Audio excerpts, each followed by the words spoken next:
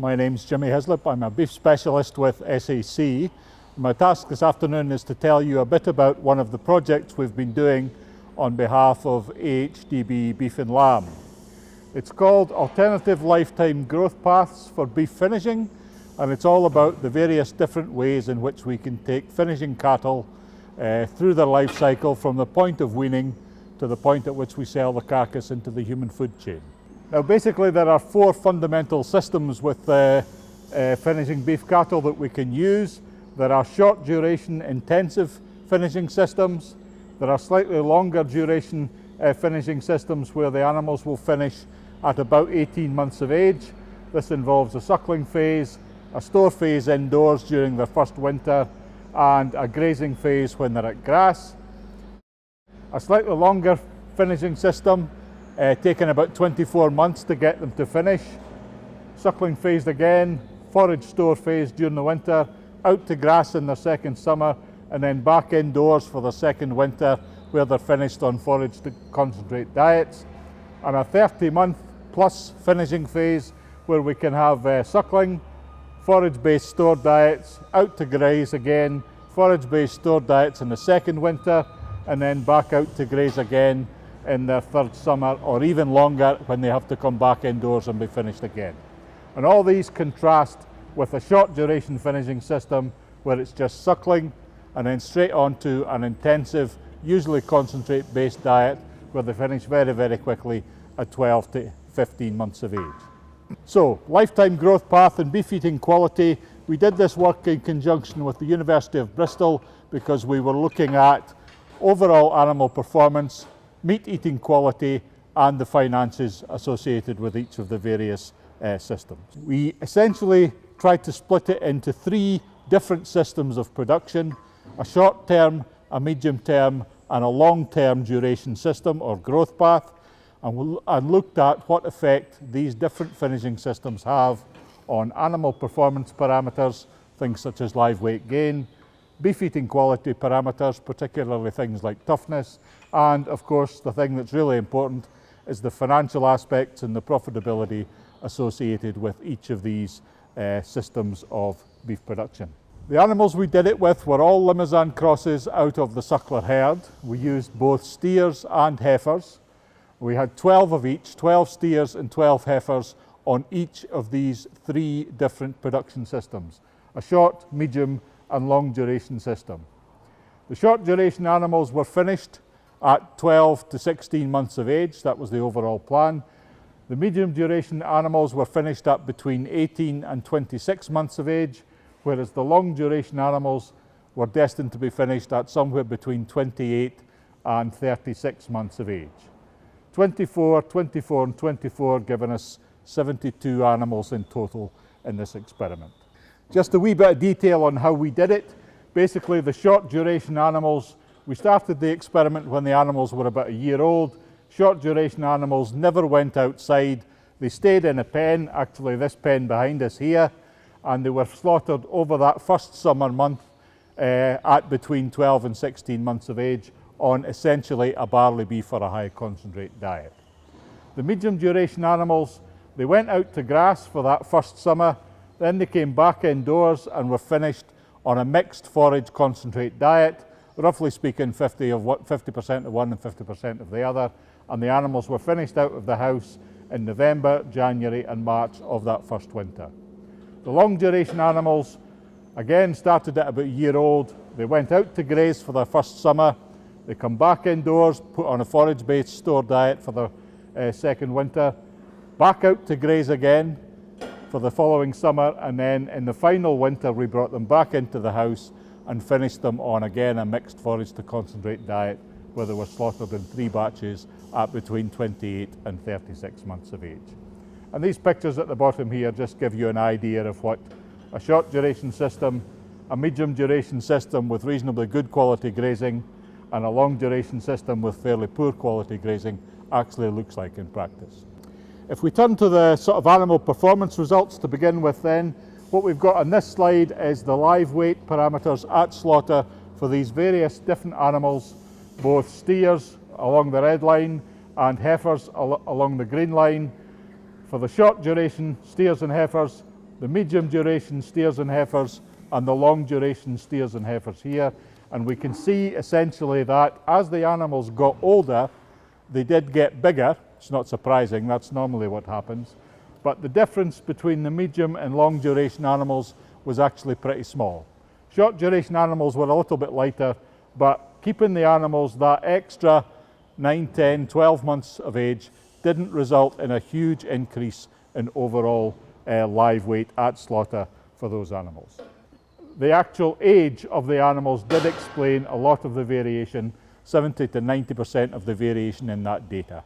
So animals get bigger as they get older, no great surprise there. If we actually look at the live weight gain profiles of these animals on the different systems, the top graph here is the live weight gain of the animals when they were indoors on the short duration system. You can see the time period there is pretty short. The steers grew at 1.73 kilos a day and the heifers grew at 1.43 kilos a day. So that, if you like, sets the benchmark for the genetic potential of these animals to grow. We're talking about somewhere around about 1.4 to 1.7 or 1.8 kilos a day for these Limousin cross animals on a well-fed, high-caliber diet indoors. When we look at the medium duration system, and we had the animals out to grass during their first summer, essentially what happened is that for the first half of that summer at grass, they grew reasonably well at 1.2 kilos a day, not quite as much as indoors, but still reasonably well. However, for the second half of that summer out at grass, they only grew at 0.4 of a kilo a day. So the overall average growth rate for those animals at grass was only about 0.7, 0.8 of a kilo a day. Approximately half of the genetic potential the same type of animals achieved indoors on a good quality diet.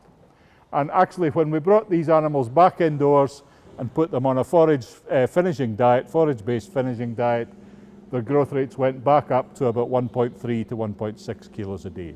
So they hadn't lost any genetic potential to grow, it's just that while they were at grass, especially in the second half of the summer, the nutrient intake wasn't good enough to allow these animals to express that genetic potential for growth.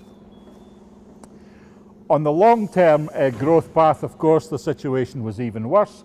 You can see the lines are much more up and down. The animals went through periods where they did grow not too badly, although at best it was only about 0.8 to a kilo a day. However, there were other periods when the growth rate was zero, close to zero, or in one case actually negative growth. There was one 3-month period when they actually lost weight.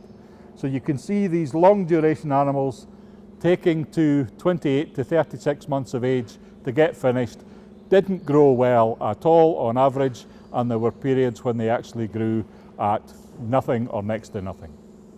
So much more up and down growth path here with the long duration system on this poor quality grass. So the question I've put there is, why do we put finishing cattle out to grass? I don't have an answer to that, maybe you do. If we actually just look at the overall average growth rates here, there's lots of stats on this slide, but really what I want to show you is, on average, the short duration group were slaughtered at 15 months, the medium duration group slaughtered at 22 months, and the long duration group slaughtered at 33 months of age.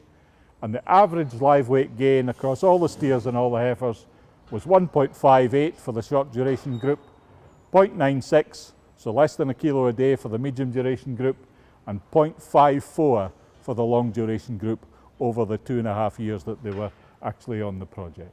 Good potential for growth.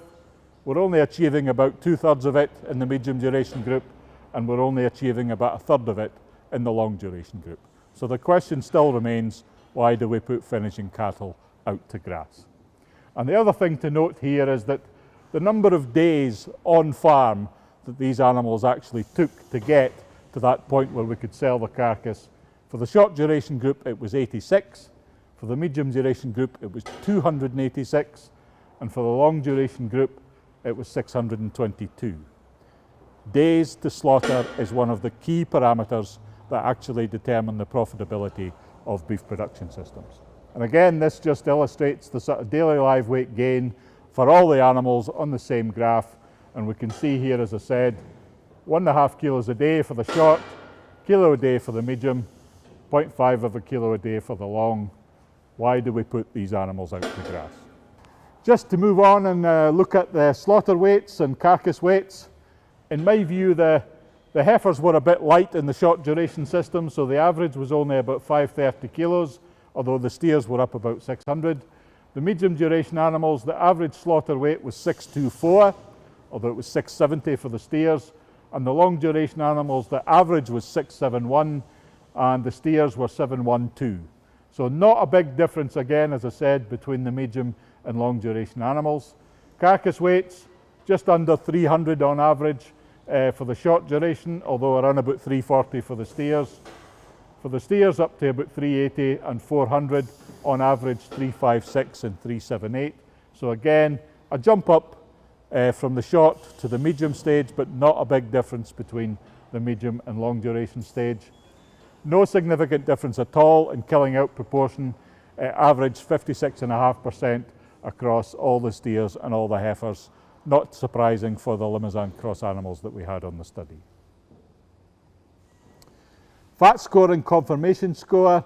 Basically, this is just the grading converted to a 15-point scale and statistically analysed. The only real effect here, because they were all Limousin crosses, there weren't many differences. The only real thing I would say is the heifers on the short duration system, because we started pretty late, they weren't really as finished as they could have been. They could have done to have been a bit more fat cover on them before we slaughtered them. Main thing, mostly R4Ls, but the short heifers were underfinished a wee bit, I think. Moving on to talk a bit about eating quality. Now there's many things influence eating quality produced by animals, both on farm and what happens to the animals post the farm gate. A number of things are of interest. Loin muscle is of interest. Fat content, both subcutaneous fat and some intramuscular fat, is important.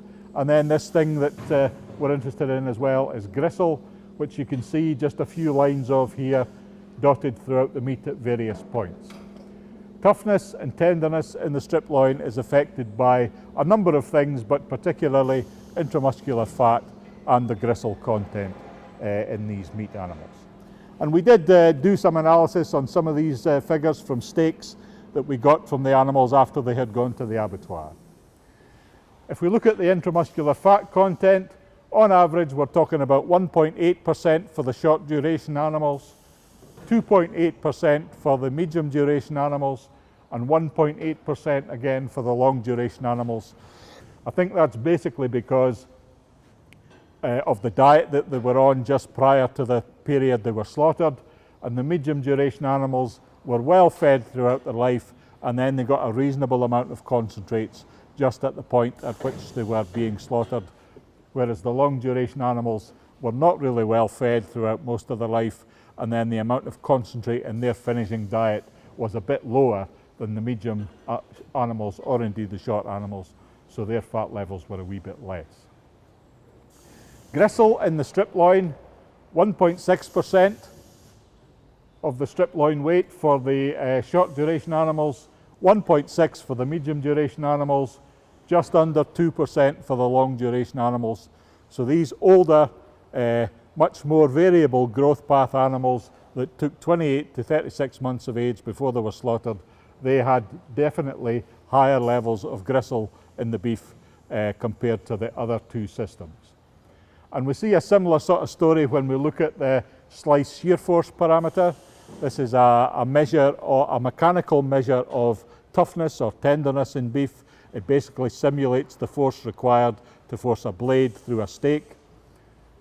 Just under 11% for the short duration animals, just over 10% for the medium duration animals, and 12% for the long duration animals.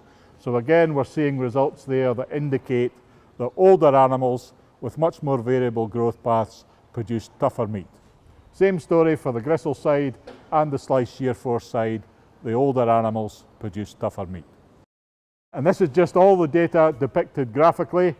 There's a lot of spread in that data, and the point I'd like to make here is that these lines that I've plotted through the data only actually explain much less than 20% of the variation in that slice shear force data or the toughness values of the meat. And that very much equates to some of the other studies that have been done suggesting that a lot of the factors that determine the toughness of meat actually depends on what happens to the animal after they leave the farm gate rather than before they actually leave the farm gate. And that's just reflected in this data. Pre-farm gate factors only explain less than 20% of the variance in the toughness of the meat. And yet we're still picking up the fact that older animals produce tougher meat. So it's a real effect. Moving on to look at some of the economics of the situation. If we look at the total sale value of the animals, now of course they were sold at different times and there are changes in the way the market prices move over that time, but basically the sale value reflects how big the carcass was. We got about £1,200 on average for the short duration animals, £1,380 for the medium duration animals, and £1,405 for the long duration animals.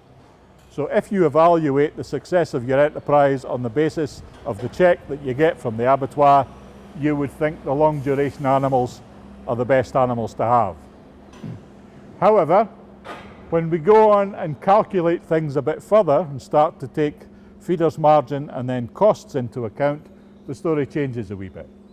When we look at the feeders margin, and the feeders margin is just the sale value minus the store value of the animals at the start, the short duration animals were £300, the medium duration animals were £523, and the long duration animals were £570.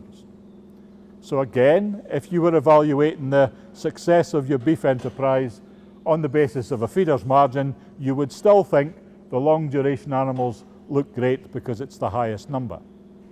However, of course, what we've forgotten is the length of time it takes to produce these long duration carcasses, the amount of time they have to stay on the farm, and the costs associated with that long period of time. So what I've done in this bottom box is actually take these numbers, feeders margin numbers, divide them by the number of days that the animals were on the farm, and actually express feeders margin on a daily basis for the time that the animals are on the farm each day.